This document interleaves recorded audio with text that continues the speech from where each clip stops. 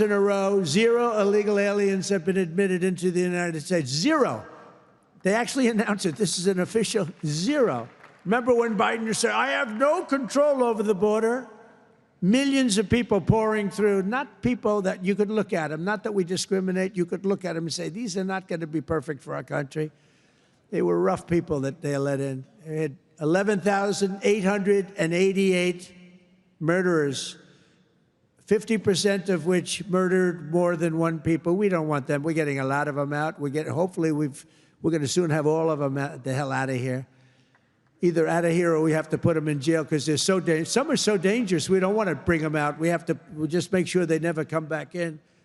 But this is what they were putting in our country, and it's a disgrace. On day one, I signed an executive order to designate the drug cartels as foreign terrorist organizations.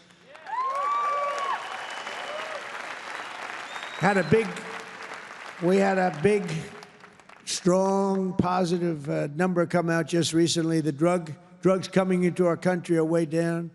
I'll tell you where they're really way down is drugs coming in through water. People are saying, no thanks. I don't think I want to ride in that boat today, please.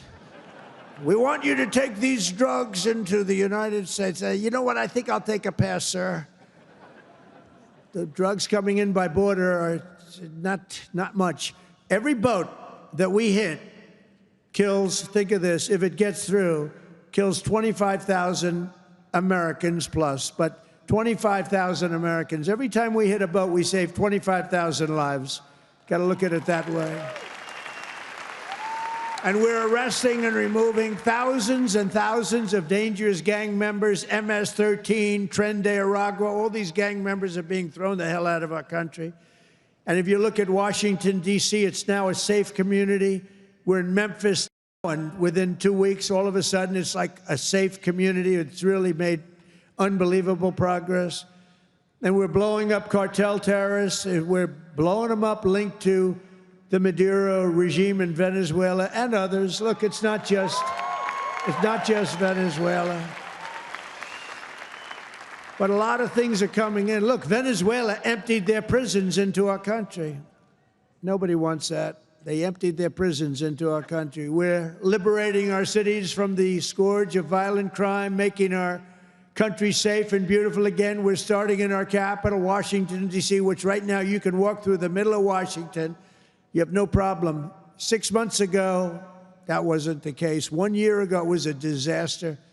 But law enforcement, our military has done an incredible job, actually. It's a safe, very, very safe city again. And it's been beautified. We're putting new medians in. We're covering the roads with nice, clean, beautiful asphalt. We're redoing the grass in the parks. It's really becoming beautiful again, and it's safe. We don't get calls that, think of it, call to the parents, your son, sir, has been killed. He came to see the Lincoln Memorial, and he's dead. No, that's not happening anymore. We run it tough. We run it very tough. Sometimes you have to be a little tough to get rid of. These are thugs. These are bad people. We're bringing them the hell out of our country where they came from. We renamed the Department of Defense to the Department of War.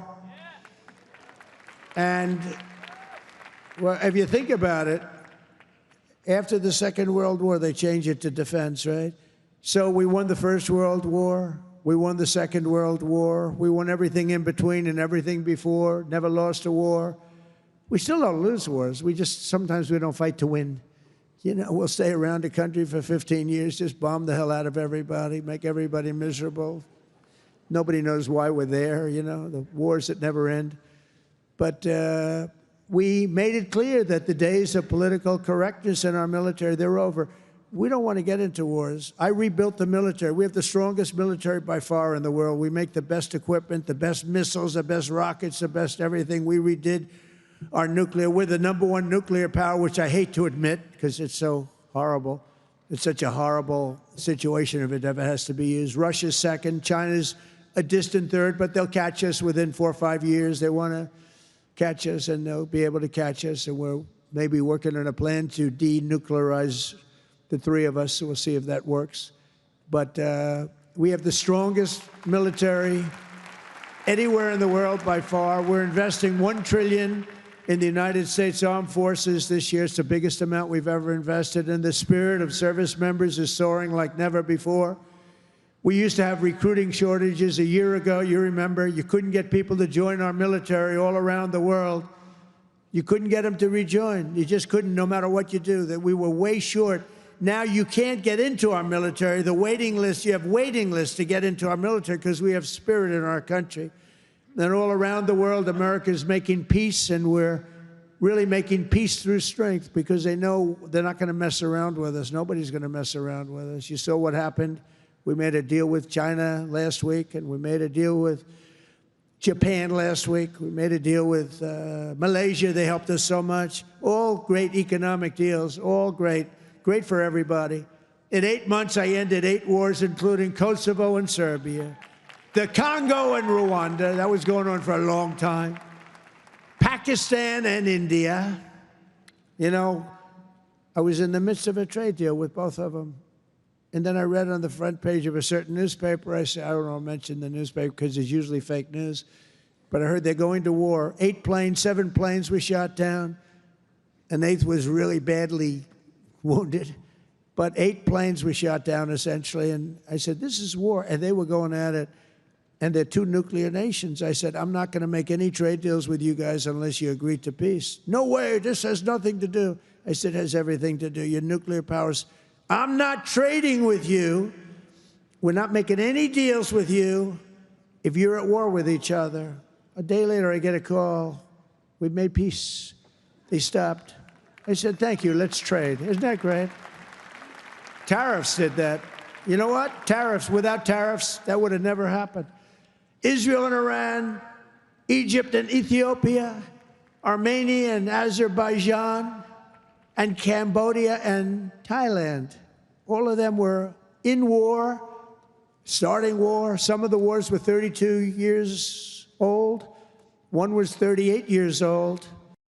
Amazing. They tried to, President Putin, I spoke to him 2 weeks ago, and he said, on the one, he said, we've been trying to settle that war for 10 years. We weren't able to do it. You got to settle. I got some of these things settled in an hour. No help from the United Nations at all.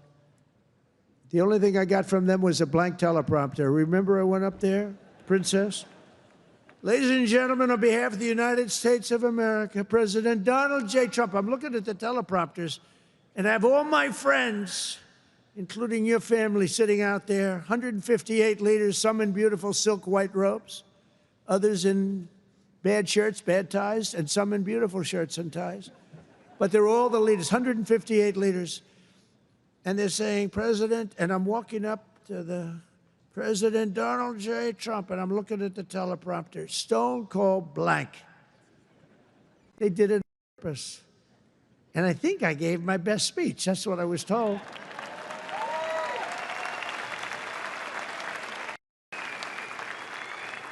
But it still wasn't a great feeling. I'm walking up very slowly. You know, I'm 20 feet. I'm trying to walk slowly because I see it's not working. They're dead. They did it on purpose. But it worked out okay. Not great people. Most important of all, for 4 weeks ago, and this is very important, we brokered the historic peace deal that ended the war in Gaza. And it's a serious end, too. You know, I read a lot of people, well, it's very tenuous. Jared and Steve, I don't think it's tenuous. Do you? I hope it isn't, because otherwise I'll have to cross it off. I'll have to say I only ended 7. But that was a tough one, right? That was a tough one. But there's nothing tenuous about it. It's a serious end. Gaza has been a disaster for so many years, and I think it's an end. I think you're going to see some tremendous things happening. We just had a meeting just before I got up, and some great things are happening. And with Israel and peace in the Middle East, it's amazing, actually, what they've done. And what you two guys have done have been incredible. On day 1 of my administration, I signed an executive order to slash federal funding for any school that pushes critical race theory or transgender insanity on our youth.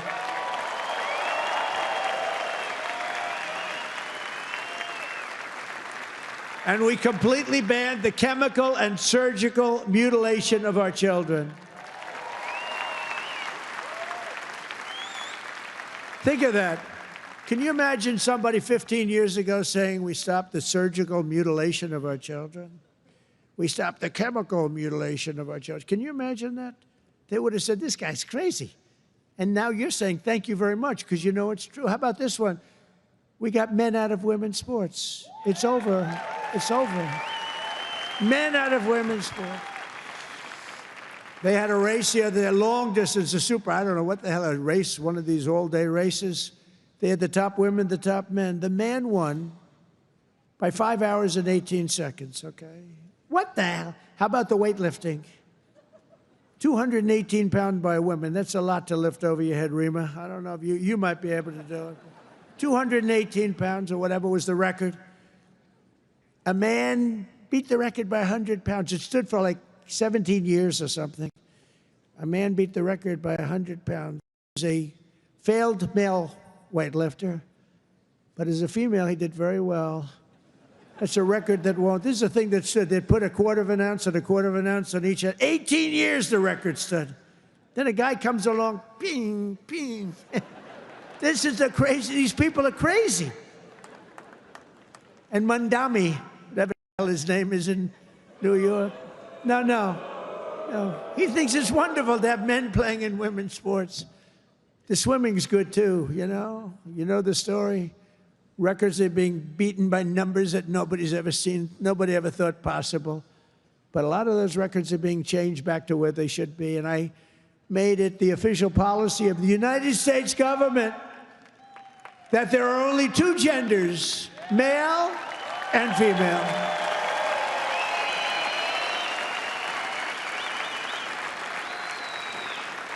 And we're restoring the name of a great president, William McKinley, to Mount McKinley, the beautiful Alaska mountain I renamed. Think of that. They took the name of McKinley. He was a great president.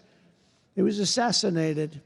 He was a great president for tariffs. He was the tariff king, and he made our country very rich. And then Teddy Roosevelt spent the money on the Panama Canal and many other things. And everyone thinks Teddy was a great president. He was. But the one who built all that money was McKinley. So we renamed the mountain back to Mount McKinley. Is that okay? I think so. You know, I'll tell you what, who's happy about that is the great state of Ohio. He was governor of Ohio and became president, did a great job, made the country very rich. He was killed. Mount McKinley was named, and then the name was taken off. And we put it back on. And I renamed the Gulf of Mexico to the Gulf of America. That was an easy one.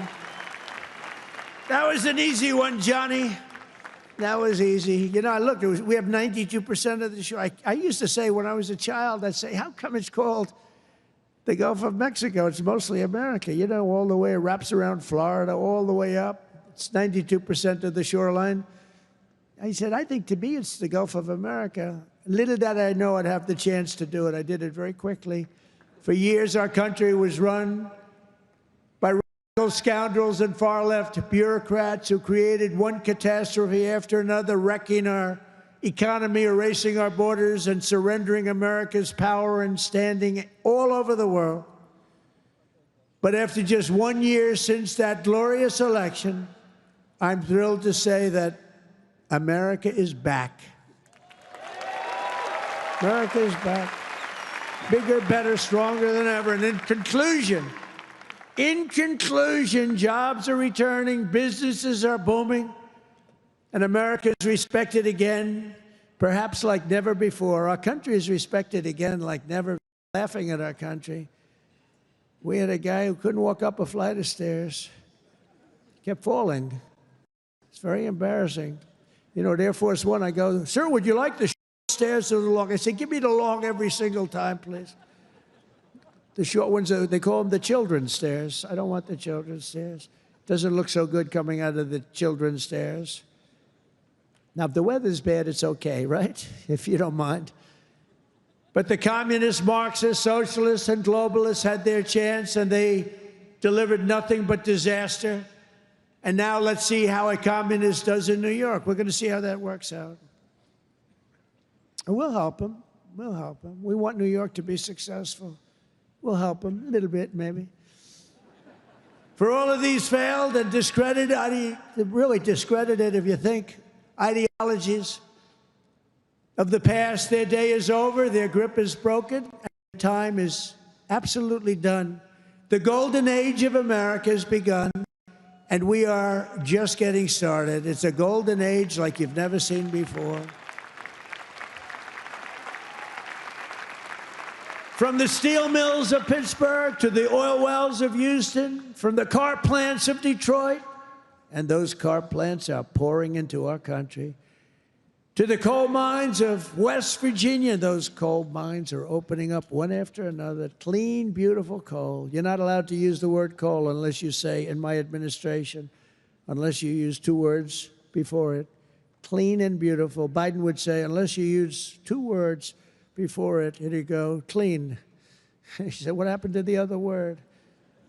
Remember those things? He'd say 3 words and mean 2.